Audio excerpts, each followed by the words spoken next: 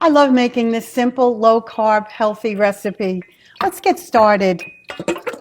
Scrambling the eggs, 5 eggs. Okay.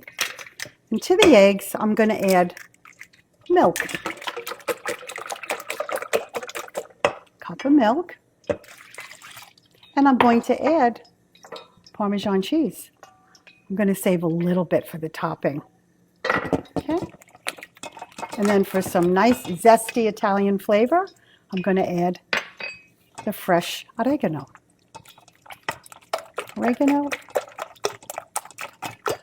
Okay. Let's make some delicious flavoring. Garlic, onion. Smells so good, so savory. Now what I did was, I'm going to brown this a little bit, but not too much. I'm going to lower the heat a little. And what I did is, as you can see, I cut up a bunch of vegetables. Now you can use any vegetables that you have in your fridge. I love to use, and every week I make a different one. This one is mushroom. I've got broccoli, red pepper, yellow, orange pepper, and there's some cauliflower in here. Okay, and this is going to go in here. What we want to do is we just want to soften it up a little bit.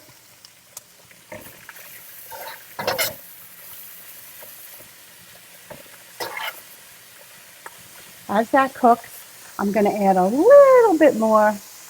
You just want to soften it up because we're going to wind up baking this for about an hour, 45 minutes, maybe 40 minutes. And I'm going to add some, besides the oregano, I like to put some basil. You know, the more herbs, the better. It just brings out such a zesty flavor. So I'm just softening this. And if you want this recipe, please comment recipe. I'm so happy to share it with you and give you access. Okay? So what we're going to do is we're going to spray the pan so nothing sticks.